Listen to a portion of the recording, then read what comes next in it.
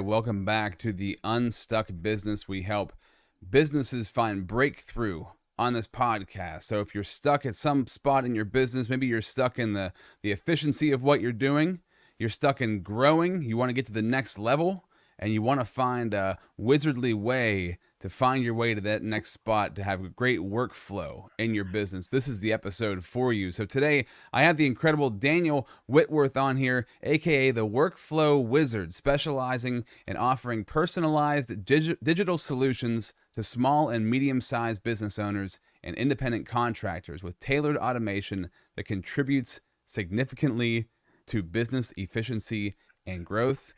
Daniel, what the heck does that mean? Can you tell us what that means?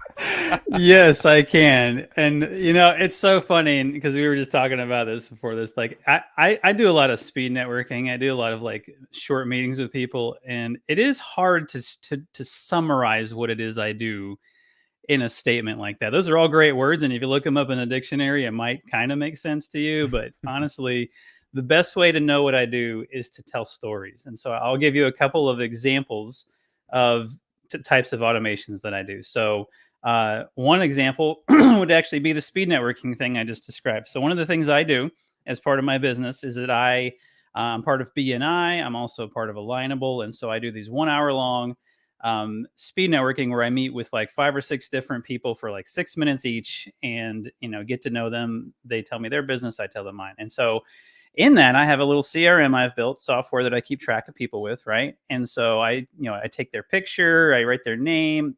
I don't get an email over the Zoom meeting, but I'm able to create a profile for them and take a little notes about, who they are, what they do.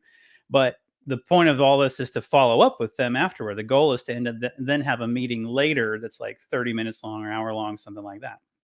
And so after the speed networking event, the host will send out an email to all of us with the list of everyone that attended the event and their email. And it's in this format of literally just this list of name, email, name, email, name. And so I could go the slow route of going in there and finding the names of the people that I met with, copying their email and emailing them, right? That whole process.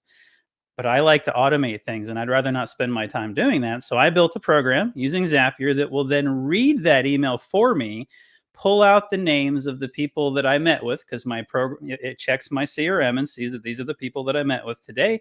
And then if I mark in my CRM to invite them to a one-to-one, then Zapier will then send that person an email from my Gmail account saying, hey, let's meet again. Here's a link to schedule a meeting with me, mere seconds after that email goes out. So that's one example of a thing that I do for automations.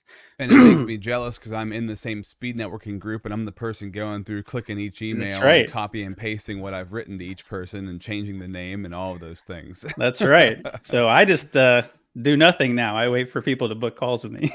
So yeah, that's and really I could set that up for you. We can set it up, man. Anyway, another thing that I do is a recent client I had was a tutor, a math tutor. His name is actually Pi, like the Greek letter pi. For math, he changed it to that. Really cool guy if you want math tutoring. Anyway, high school math tutor. And the way he was booking his students was he would text back and forth with these high schoolers. Hey, you free at this time on Thursday? Oh, let's change it. I mean, back in the day before we had schedulers, that's how we had to do things, right? How tedious that is. And this is what he's doing this with all his students. So that's one part. And then the way he described this to me is then after he has the meeting with them, that's when he goes to create the invoice to send to their parents if he remembers. And so what he tells me is he would often forget. And then it would be this, he'd either not get paid or he'd invoice late. And so it's just this very time consuming, full of errors, prone to do all this work and not get paid situation. He's like, please help me. So I'm like, here's what I'll do. For first, I'll do the no brainer. Let's put Calendly on your website and connect it to your Google Calendar. Now they can book themselves. That was easy, right? Anyone can do that. But what I did specifically for him was like, all right, we get Calendly, we get your Google Calendar, and I'll set it up so that as soon as the event is done in Google Calendar, this tutoring session that you met with someone, the second that's over, Zapier is going to create an invoice in QuickBooks Online for that particular student's parent. Because in QuickBooks, you can set up accounts so that it's like parent account, child account, so on. Anyway, so as soon as that invoice is, or as soon as that meeting's done, it'll automatically create an invoice in his QuickBooks Online account. But he also said, hey, I'd like it to not send immediately because in case I went over the time, I want to, adjust the invoice for that. So I set a 5-hour delay. And so what happens now is basically as soon as the meeting is over in Google Calendar, the invoice is created. My client gets an email that says, here, the invoice is created. Here's a link to edit it. It's going to automatically send out at this time. And so now, instead of having to do all that tedious work to schedule his appointments and all that trying to remember and manually create invoices afterward, all he has to do is show up to the appointment and then maybe edit the invoice afterward if he wants to. Yeah, man, it's like crucial. These things are so crucial, especially in the world we live in right now. So I just know for myself, personal, it's a small experience, like using a platform like Calendly, or I use one called Zcow. Just having to navigate through figuring out somebody's schedule next to yours and getting a time that actually works in the calendar for both. I mean, it can be mind-boggling to try to make that work. So even just a small one of those applications, like a Calendly, is so powerful. But you're taking 2, 3, 4, 5 of those, tying them together to automate that entire process. Even to create this podcast, there's a bunch of different pieces of scheduling it, getting the bios, getting that all coordinated into the StreamYard to have it scheduled. Like there's pieces of the puzzle I can see as, and this is the world we live in where you're using multiple pieces of technology for one task throughout the day to get like a stream of things to happen. So I can see how what you've stumbled upon here for yourself as being the workflow wizard is incredibly valuable for companies, for business owners.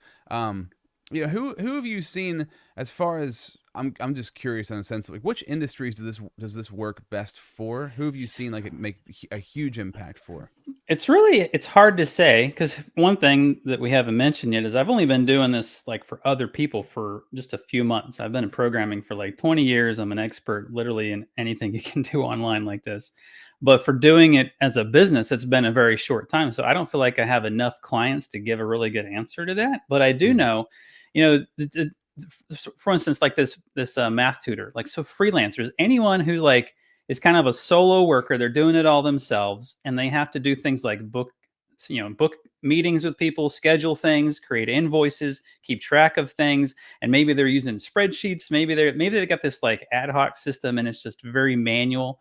And so people that are kind of like, they're not big businesses yet. Big businesses can afford, and they need things like High Level and HubSpot and stuff like these big CRMs, which are great and all, but at the end of the day, they're actually not quite as one size fits all as you might think. They're the kind of thing where they're going to fit you most of the way, but you're still going to have this part of it that you wish would work this way, but it doesn't. And I still have to add this other software to it. So I'd say like that math tutor, people who do things that fall into that category. Another category that I have just recently got into was car shops. And so a car shop is, they're going to be the kind of place that has a software program that they use to do all their scheduling and hours and all that kind of stuff for their employees and everything. And it's usually proprietary, meaning it's like a program specifically built for that brand of car shop, Firestone or something like that. And so I've recently got involved in one that's called TechMetric, and a client that really, it's a great product, works well for them, but it doesn't do recurring appointments. And for his particular business, he wants to set up appointments that repeat every week or every other week or every third Tuesday, that kind of thing. And so far, he's just been using a Google Calendar to, keep track of that on the side, and then having his employees manually enter all the new appointments from the Google Calendar this week. And how tedious and time wasting is that?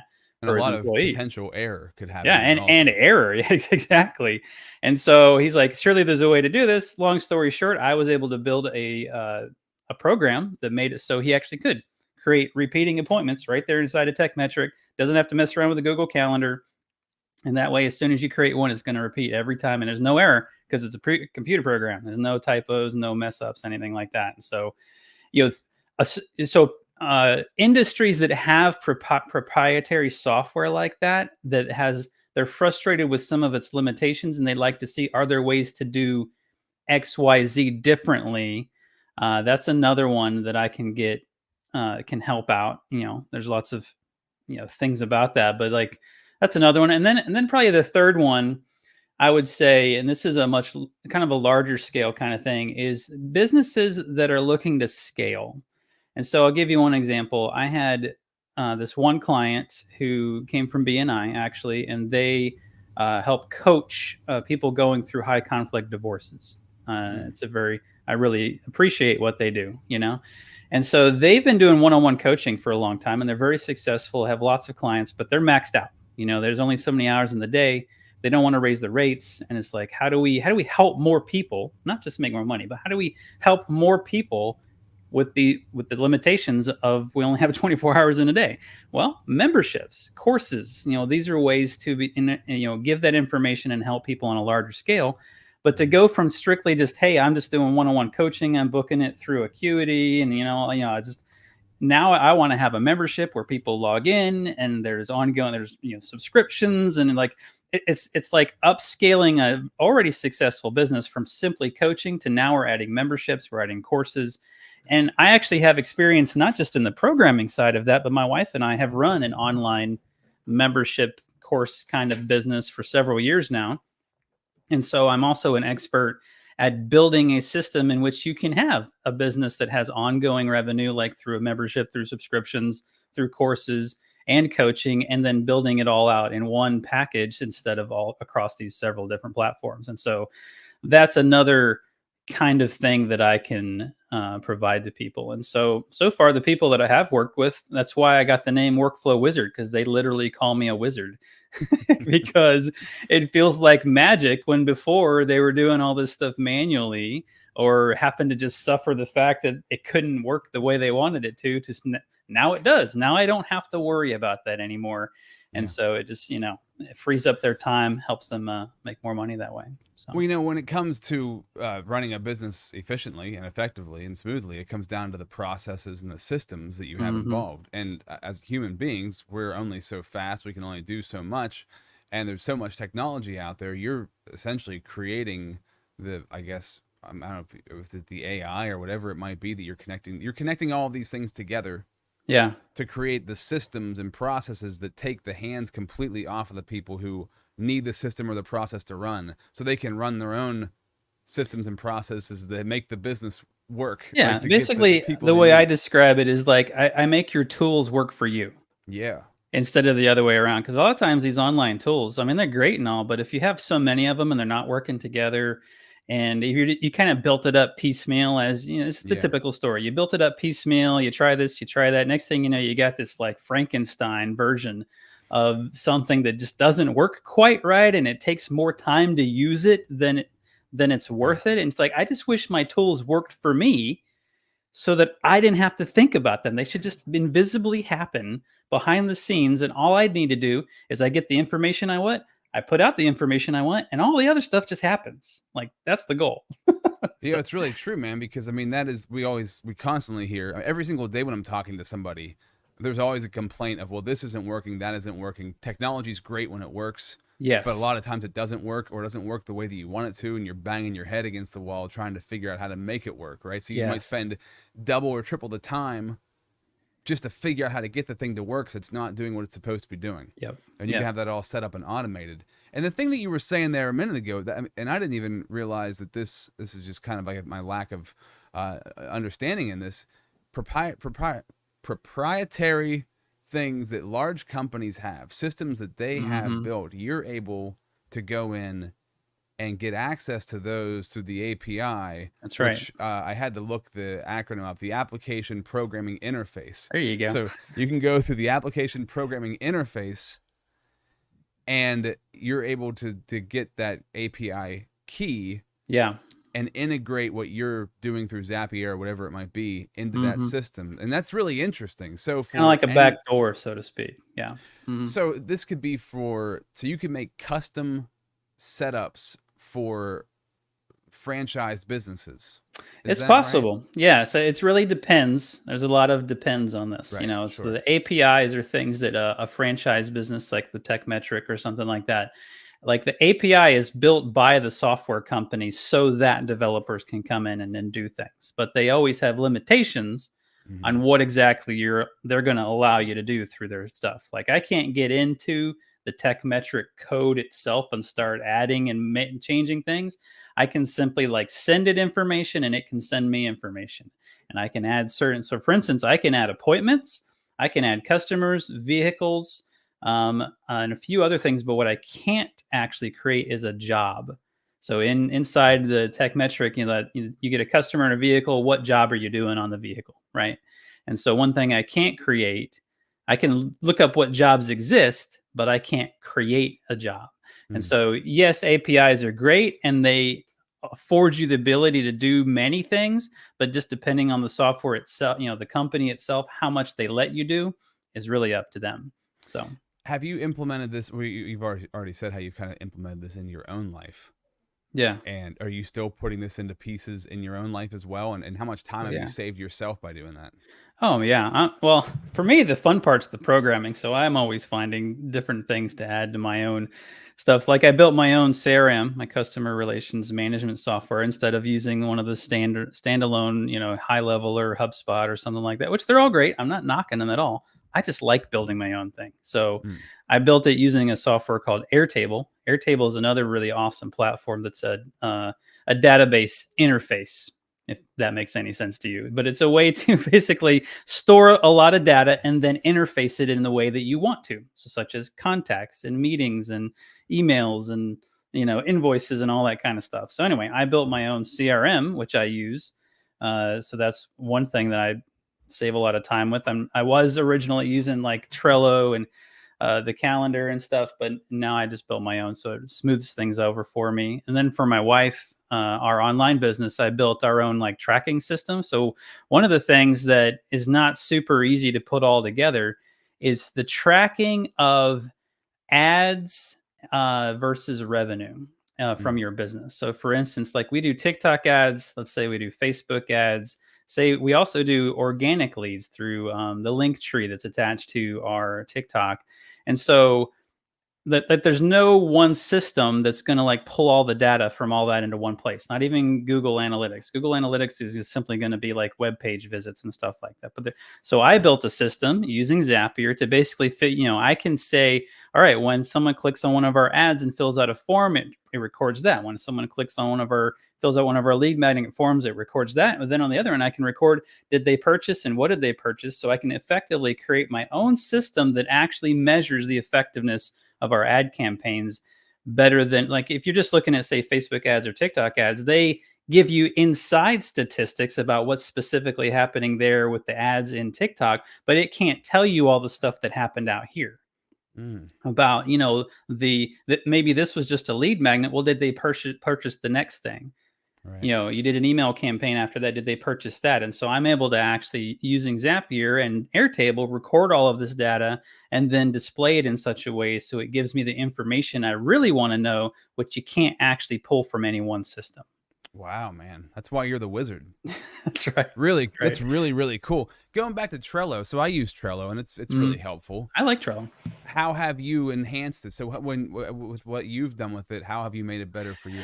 So I was using Trello. I don't use it anymore. I was using it to keep track of my coaching clients. And so I had used Zapier so here's kind of a system that I built because I had certain limitations. All right. So I've been doing this coaching for a business organization that helps online businesses start, build, and grow their online business, Flip Lifestyle. Check it out.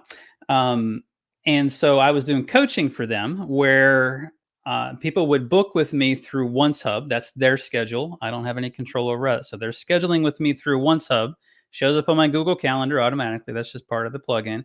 But then I also rigged it up so that would show up in my Trello. So I used Zapier to say when they booked a call with me, it would either create a new Trello card for that individual if they're new, or it would look up the card for that individual and record that I have a meeting with them and set the due date and all that kind of stuff and add a label. And then I set it up so that when I clicked a certain, when I changed the label to this, it would automatically update. So I also had to update the spreadsheet for them. So they wanted me to create a really nasty, manual system. I'm like, no, I will not do it. And so so I'm like, all right, I'm going to create Zapier to not only update my Trello for my coaching calls, I would also make it so that it automatically updates this spreadsheet that they wanted me to keep track of. They recorded like who booked with me, at what time did they show up, and any notes that I had. So I made it so that if I made notes in the Trello card, it would automatically add it to the spreadsheet so that my, the people that count the beans would be able to see that I did the calls. And then they threw a loop at me, and this this was fun. And so then they decided to change things. They didn't want just the spreadsheet updated. They wanted you to fill out a Google form after every single meeting. And I'm like, you've got to be kidding me. you're like nails in the chalkboarding me right now. I have this beautiful automated system, and now you want me to fill out a Google form? Are you kidding me? And so, but I'm a wizard, right? So what did I do? I figured out, how do you automatically, with just a link with parameters in it, automatically fill out a Google form? And I figured it out. So now I actually don't run it through Trello anymore. I run it through Airtable, but it's still a Google form now, so that all I got to do is, once I'm done with the meeting, I took notes, I just click one button, it pops up the completely filled out form, and I hit submit. Incredible, man. That's such a time saver, man. Yeah. It's really, really cool to hear, because as anybody who's an entrepreneur or running their own business, it's just, there's so little time in the day. There's so much you could be doing. There's so much to do. There's so much you could possibly do. Yeah. I don't know if you're like me, but I guess maybe just my ADHD kind of head is like, there's just constantly new ideas running through my head. Yes. And I'm always like, how can I get all of these things done? And how do I sort out the things that I need to do, get rid of the things that I don't need to do, streamline the things that I want to streamline. Efficiency is so important. Where does that come from for you, your desire for efficiency? Is it having what do you have, 6 or 7 kids? I have 6 kids. Part of it? Yeah, I have 6 kids, ages 3 to 14, that we homeschool. And I think it's just my nature. Honestly, I like efficiency. I don't like tedious. I don't like, I've always thought I could never work in a toll booth. I couldn't do that kind of job where I have to sit there and do the same mindless thing over and over again. Like, it would drive me insane. I would find a way to automate it, right? And so that's it. I just think that way. I like programming, but also I like systems. I like efficiency. Like, even in our home, it's not just about programming and stuff like that. It's about, what's the best use of time. My wife and I, we both run online businesses. We both do online meetings like this all the time. We both have lots of things to do, and we're homeschooling our kids, and they have things to do. And so we have a very scheduled out week where I have blocks of time in the office. She has blocks of time in the office. We have the kids. School is almost automated. It's through a program called Easy Peasy Homeschool. And it literally, like, each of them have a profile, and they know what they're supposed to do during the day. And we have chore charts and all that. So my whole life is like this, actually. And so one of the things my wife and I built into, like, being able to keep track of it all, is that 2 things. One, we use Workflowy, at workflowy.com. It's basically a to-do list. It's if you've ever used it, it's like infinite bullet points is what it is. Just like workflow with a Y on the end? Yep. Workflow with a Y at the end. Workflowy.com. Highly recommend it. It's literally just bullet points, but they can go infinitely deep, and you can zoom in and do tags and all kinds of. Anyway, it's just a really very easy to use to-do list, I guess you could say. But we keep track of everything in our business. We have what's called the brain dump. So it's literally one list that's like, because we meet every single week. That's the other side. So there's the workflow list, and then that we meet every single week for like an hour or two going through our stuff. We have the brain dump, which is all the stuff that came into our brain during the week. And then we have the what's next week, what's next month, what's next quarter. We have the budget, we have the calendar. We have what are we going to talk about in our family meeting, and all that kind of stuff. It's how we plan everything, is through this workflowy list in our Google Calendar, and we meet every single week. So, systems and workflow is not always necessarily about the technology. It's also how you use it, and the habits that you establish to be able to, because otherwise you can have all this software, but if you don't use it properly and you don't actually do the things that make for a more efficient workflow, Yeah. it's just not going to work for you. This is fascinating. I'm loving hearing this right now because I'm newly remarried, and my wife is very efficient. She's the most efficient person I know. Cool. I'm not the least efficient person I know, but I might be towards the bottom of the list. Maybe somewhere in the middle. I'll put myself Okay. somewhere in the middle. Yeah.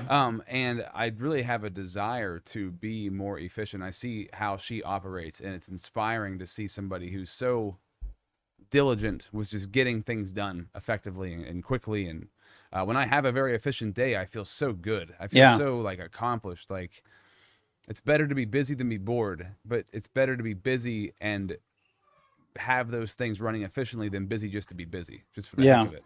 Yeah. And so hearing all this, like we usually think of these things just to apply to your life, or we think we hear of these things to be efficient. We think of just applying it to business and not so much applying it to life, right? And Yeah. if you apply it to your life, then everything's going to run better. My mentor Yeah. Ray would always say, if you build a system and then you let the system run you, Mhm. you don't have to run the system anymore. So it sounds like what you've done in your personal life and professional life is put these systems in these workflows so that your life is kind of you just follow the system that's built, and then Yeah. you don't necessarily have to worry about what to do next because it's already put in place. And that really is one of the big things, is like it removes decision fatigue. This is something that my wife That's been a especially. huge.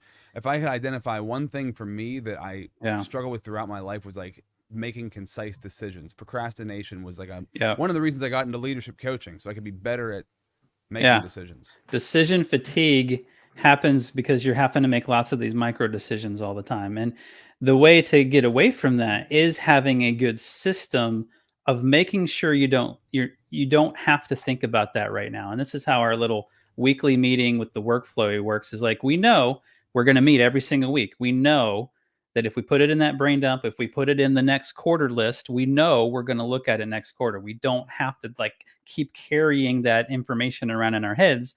And Right. what we've done this particular quarter has been like an improvement for us. So this is just because I'm good at this doesn't mean we're always perfect at it. Trust me. So Right. Yeah. in our But you're particularly on in the our right path. our nursing tutor business, for probably the first 3 years, we kind of been fly by the seat of our pants, just try this, let's try this, let's try this. Never really stuck with anything for very long. And what we're doing this quarter for the first time really is we've committed to the concept of the 12-week year, which is basically like, stick to a quarter of, we're going to do this for this quarter, nothing else, everything, any other ideas, they don't get applied until next quarter. Like we're just going to stick with it. And so we're finding that that's very fruitful for us. It's actually very freeing because again, we know we're going to get to look at that idea again.